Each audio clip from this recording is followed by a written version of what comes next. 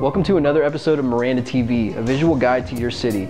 I'm your host, Nick Mary, and we're presenting you an opportunity to visit your hometown without ever leaving your home.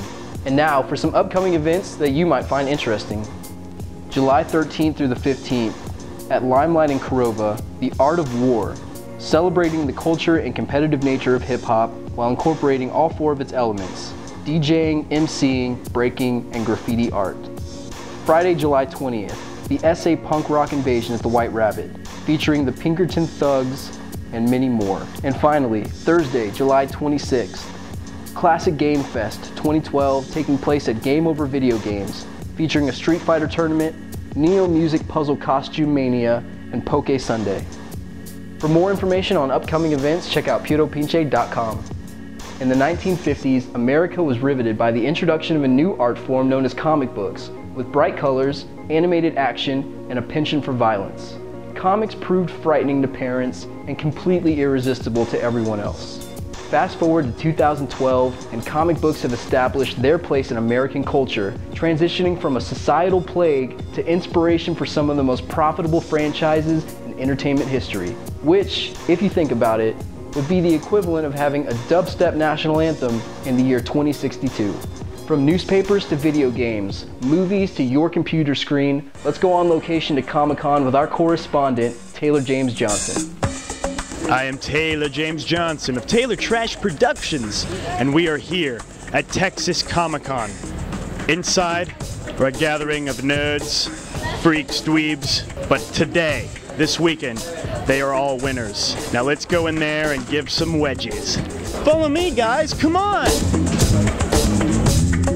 If you could just explain to me, like, what is Texas Comicon? What are you guys doing here? It's a gathering of hardcore anime, television, sci-fi, and fantasy fans, all in one place in beautiful San Antonio. Well, what is it like being here at Texas Comicon? Is your inner geek coming out? Oh my gosh, I am geeking out left and right. Like, it's ridiculous. Show me how you geek out. I go like that. I go just like, it's kind of like, it's like really fast. Oh my gosh, oh my gosh, oh my gosh, it's so cool. Ah, geeking out, oh my god, geek out. Holy crap, there he is, oh, he's so cool. Geek out. Oh, yes. You dance for me. Sweet.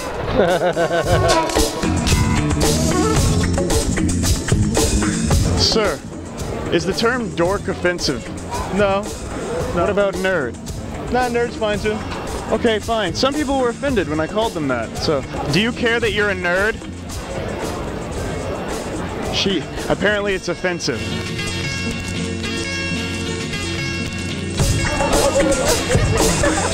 Didn't hurt, because I'm Superman, didn't hurt. What is the benefit of being here as an artist? Well, I think first of all, one of the greatest tragedies for San Antonio is that we don't realize how many talented artists we have. And so with the help of Nasser Rodriguez, we're able to pack in so many talents. And these guys have every genre, every style of artwork available for you to see. And it's amazing how much talent goes underappreciated, and they're all here. It's amazing. Personally, I think it's a very family-oriented environment. The atmosphere is wonderful. I mean, every now and then we'll have people here that don't quite fit the bill, and it just it drives away a lot of families, and I think this is a good family establishment. If you had the choice to battle in a super epic superhero battle, some character you've seen here, who would it be? Sailor Moon. Yeah, oh, she deserves it too. It would probably be one of those Japanese anime people out there with their 6'10" swords. Just could slice it in half in like 2 seconds. I don't know, maybe like a female version of Ash or something. A female version of Ash? Where would we find that? And go! Fight! Oh, who are you? Dante. Dante from the Inferno? From Devil May Cry, the game series. Who are you? And what is that? The Master Sword and the Shield from Legend of Zelda. Who are you? I'm the mom. The mom. What comic book is that from? Real life.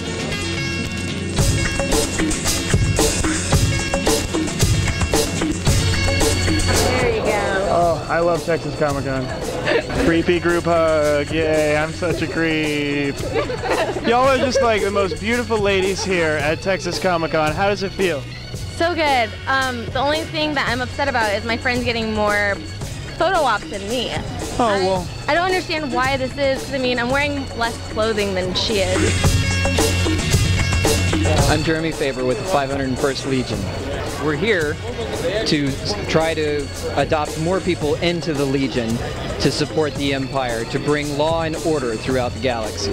I want you to explain to me why the Phantom Menace is horrible. Jar Jar. Jar Jar! We are promoting zombie survival awareness, where people need to survive and prepare for the zombie apocalypse. And when is that happening? Well, we don't really know. That's why you always have to be prepared. So then, once the zombie apocalypse happens, takes out all the people who don't care about it, we just start over and the whole world could be like Texas Comic-Con. Pretty much, yeah. I am here with the man of the hour. Everybody I come here, they mention you. Why do you think that is? Because everyone loves the Hulk. Everyone does love the Hulk. What does it feel like to be so loved? Well, it's great because I'm excited we have a phenomenal turnout here at Texas Comic-Con. This guy, on so many different levels, is a superhero. Well, thank you, sir, very much. Thank you. You have a good day. Hi, Lou Ferrigno. Miranda TV. Keep watching. You don't like me when I'm angry. And you wouldn't want me to get angry.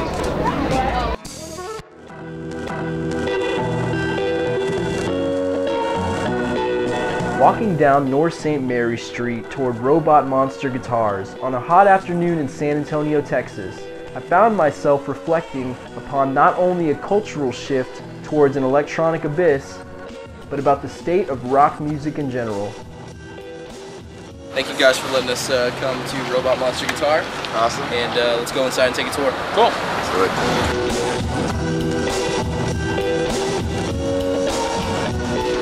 After meeting the owners, I quickly began to understand how the name was a perfect summary of the store itself. Although I couldn't help but wonder if they recognized the challenge of being a new store selling used equipment in a city resistant to change during a time when musicians favor computers over real instruments. Okay, yeah, well this is where we keep most of our guitars right here in this area. Have a few more in the other room, but as you see, we carry a lot of vintage and used equipment. Now, do you deal primarily in the standard brands of Fender and Gibson, or do you actually encourage people to bring in some brands that maybe no one's ever heard of? We do carry that kind of stuff, but we also carry a lot of the weird, more radical stuff. You know, for instance, in this display case over here, these are some of the rarer and vintage effects pedals that we have. There's pedals in there. Most of the pedals start out in there right around $300 for one effect unit. We carry vintage synthesizers and keyboards and stuff like that as well. Well, that might explain the guitars part, but what about the robots and the monsters? Thankfully, the next stop of the tour led me into a room that opened my eyes and unlocked the mystery. Amongst action figures, strange mementos from pop culture's past, and rare pieces of collectible media, I started digging for answers. I'm curious, like, what actually do you think separates your record collection from the other record stores in town? Well, we're both record collectors. Yeah. And we both like a lot of weird stuff. Yeah. So we're not really just buying stuff to make money. We're buying stuff that we like and stuff that people like. If someone says, hey man, I'm really looking for a Gorgoroth record, we're like, hey, well I just got one in, you know? Yeah. You don't find this everywhere in town. That you have a marijuana. Marijuana, yeah, that's a really rare 60s album. We've got goth industrial stuff, we've got surf, you know, we've got a bunch of cool funk and soul stuff. And Devo. Experimental. And Devo, gotta have Devo, yeah. We've got old horror mags, Fangoria, that kind of stuff. We've got heavy metal stuff, Metal Maniacs from the 80s. We've got comic books, Star Wars stuff. And then you get into the sort of like the pictures in the books. Rock and roll books mostly, but books about horror movies. You know, the whole idea of the place is like I'm a sci-fi collector and robots. Hence robots, monsters. And Joe's a horror collector and monsters, so that was the way we combined it. Like, well, you know what? You bring your junk, I'll bring my junk. That's pretty cool. And it works out. And We just like stuff. Do you deal with anybody local? Like, do you have any sort of local sellers that come through here, like local artwork? Oh yeah, anything like yeah. that? Like this is all local artwork. So when we sell them, it's really cool when you're selling local stuff. Yeah. Because people are interested in it. You know, people want something special, something different. All the little paintings and things are all one of a kind. Speaking of one of a kind, I'm taken to the final stop of the tour, the Amp Room. The walls are lined with gear, and the owners want you to try it out as much as they want you to take it home. We're both musicians. We played for years and years. So it's like, we'll just say like, well, you know what? If you only have $200, this is a great piece for $200. You know, if you have $500, you can step up something cooler. But you know, it doesn't matter to us. If you like it, we'll sell it to you. But we're not gonna like force you to buy anything. Some people only come in here to buy records on the other half too. Some people only come in here to hang out with me and Chris. Yeah. You know, who don't even play anything, don't collect records, don't even listen to music. They come here to hang out.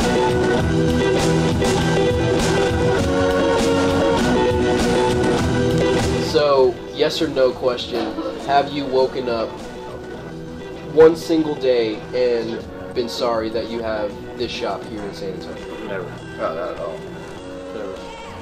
I won't be, if this shop closed down next week because we ran out of money, I would never be sorry we opened it up. We gave this town something cool. Not one regret. Not the only regret I have personally is that we didn't open up sooner.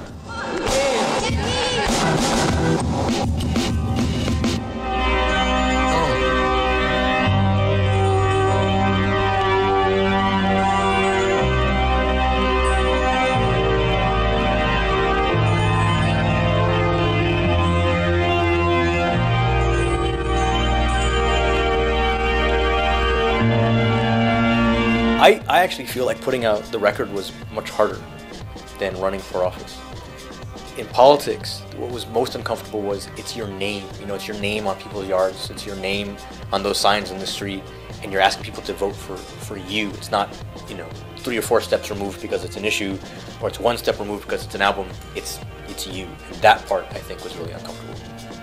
It was difficult because I didn't know if I was going to win. I really didn't know how it worked, how much money I had to raise, where the money came from, but I didn't feel like I was putting myself out on a limb as much as I did when I put the records out. I mean, I knocked on over 6,000 doors myself. My campaign probably knocked on 10,000 or 11,000 doors. I think that that's the only way you can win in a situation like mine, where I had several other opponents. Some are well-funded. One had run before and done really well. One had a tremendous amount of money starting off. The other one was a firefighter, so they had the firefighter union doing all their work for them. No one knew me. I wasn't involved in politics before. I didn't have a name. I wasn't from a political family. There was nothing for them to know about me except that I was new. And so we figured block walking really doesn't cost anything as far as campaign money goes. You can do that the most. Just knock on doors, and I made 2 or 3 passes throughout the district. And I think it made the difference. One of my priorities is to start to funnel resources to places that have been traditionally overlooked for the past 20 or 30 years. And in our short time, I think we've started to do that. We can point to certain things and say, that's never happened before, or they've been asking for that. Maybe it's a sidewalk. For 30 years, they never got it, but now they're getting it. And that feels good. From the policy perspective, one of the things I'm working on right now is going after these payday lenders. If you think about it, someone who immediately needs $100 is in pretty bad shape financially, right? And they're probably desperate. And so if they go somewhere like this, you're capitalizing on their desperation. And then by ensuring they can never get out of that debt, you're making them even more desperate, which leads to a whole slew of other bad things. I don't think that we're capable of solving the issue or the problem of poverty, but we certainly can't act like it doesn't exist, especially in a city like this.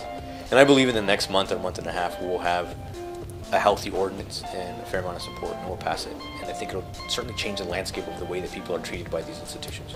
I have a constituent, a woman who lives downtown. She's only been in town for maybe 6 or 7 months when I met her. And she said to me, I take the bus everywhere. Everywhere.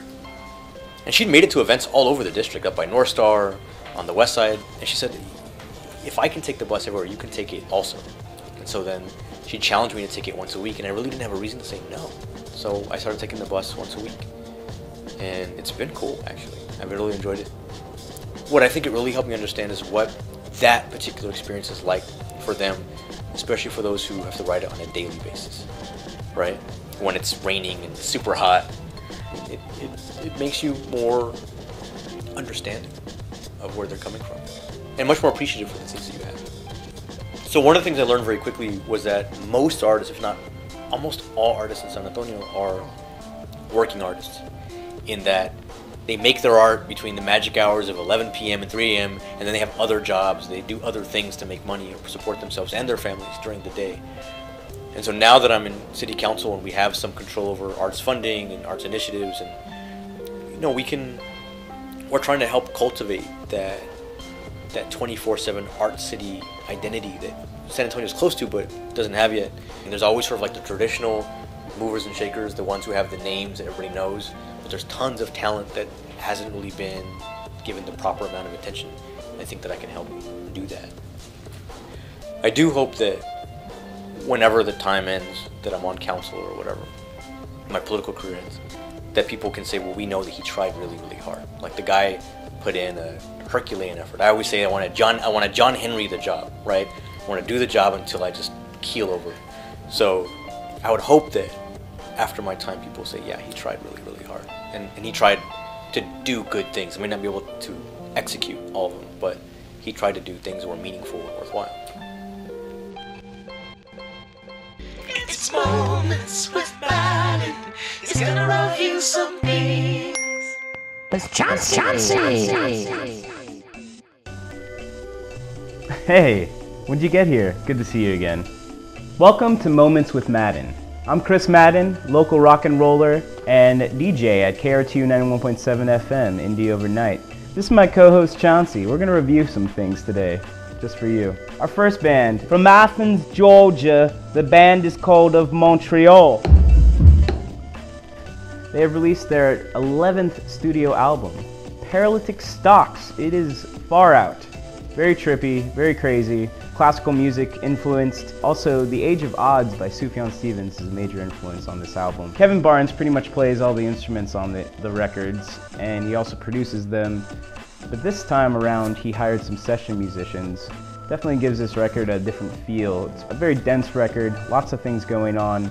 The album is always psychedelic, sometimes dark, sometimes electronic, sometimes Motown, which may be too much for some people, but for me, I just love it. I would say this is my favorite record from them since Sunlighted Twins. The album is topped off with some beautiful psychedelic artwork by David Barnes, Kevin Barnes' brother, always giving the albums their own home, their own feel. What do you think, Chauncey? I like it too. Chauncey gives Paralytic Stocks 4.5 Chaunceys.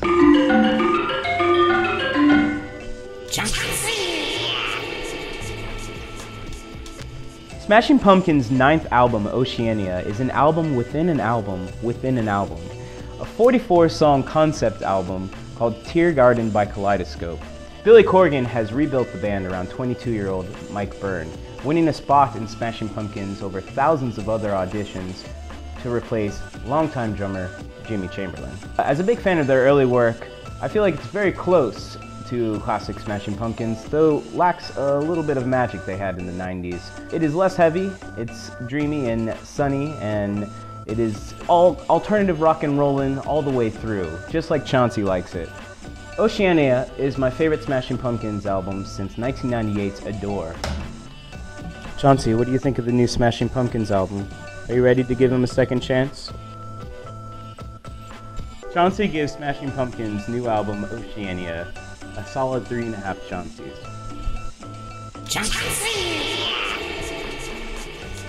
Chauncey! Chauncey! Oh no!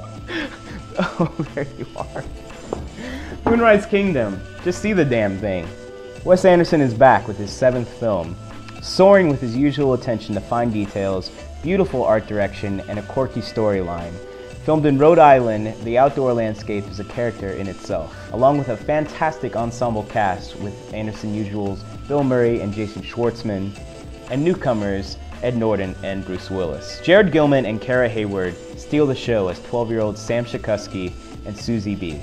On top of it all is another amazing soundtrack and score, which you can definitely enjoy separately from the film, prominently featuring the music of great composer Benjamin Britten. What do you think? I was hoping you'd say that. Chauncey gives Wes Anderson's Moonrise Kingdom 5 Chaunceys. Yes! From Chauncey the Gnome and Chris Madden, thanks for watching Moments with Madden. Thanks, Miranda TV. Let's party.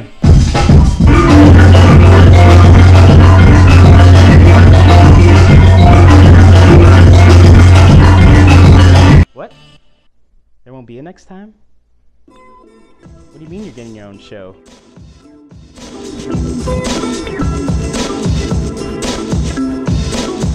Hi, welcome to another edition of DIY Workshop. My name is Alex Shield and I'm in a band called Pop Pistol. And right now I'm going to show you how to record some beautiful music in your bedroom or your living room or your kitchen or your bathroom. The first thing you need is a computer. Any kind of computer will do. PC, Mac. I would try to get something that can handle a lot of audio.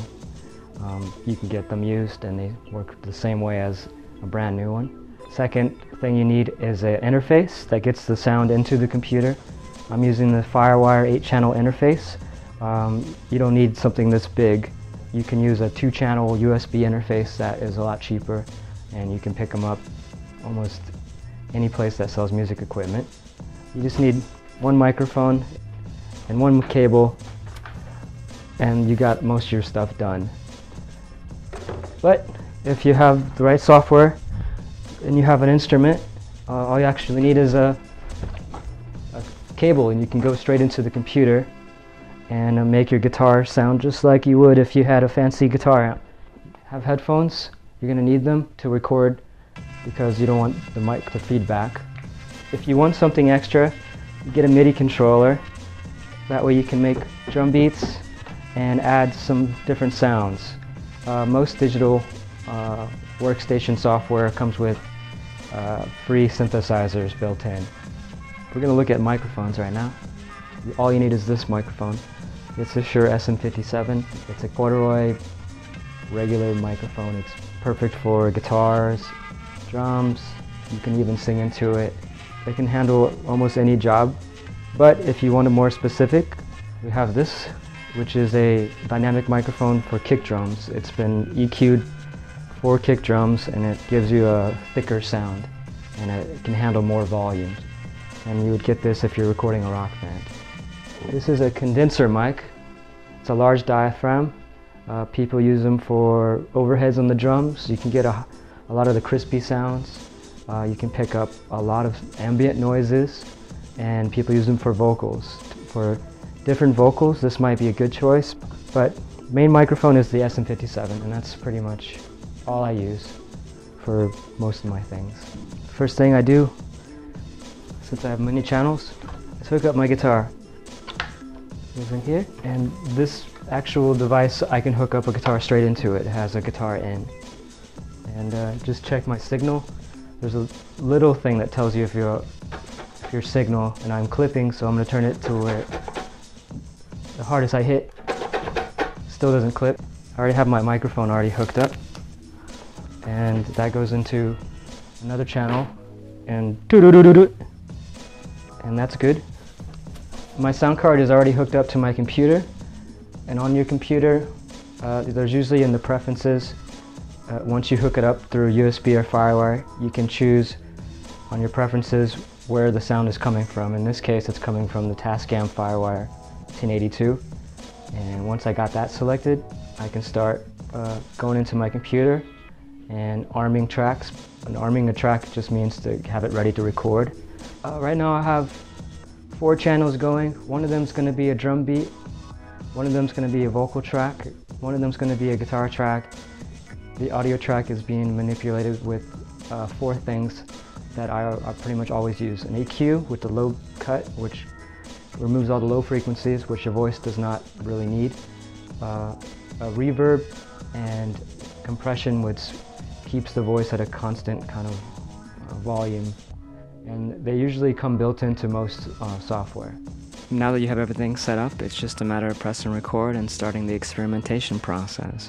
You can play with the different filters and compressions and sounds. You can record your voice and manipulate them to create something new. When you're finished, you can export the song as an MP3 or a WAV or multiple different formats. And then you can upload them directly to your YouTube page or Facebook or SoundCloud and start promoting the things that you create. And then you're all done and you made something new. Thanks again for tuning in this week to Local 782's DIY Workshop. To find more information, go to local782.org. My name is Alex, and I'll see you next episode. Thanks for tuning in to another episode of Miranda TV. For more information, you can find us on Twitter at Miranda TV Online, Facebook.com/Miranda TV. I'm your host, Nick Mary. You can find me on Twitter at MaryKid. And from all of us here at Miranda Studios, see you next time.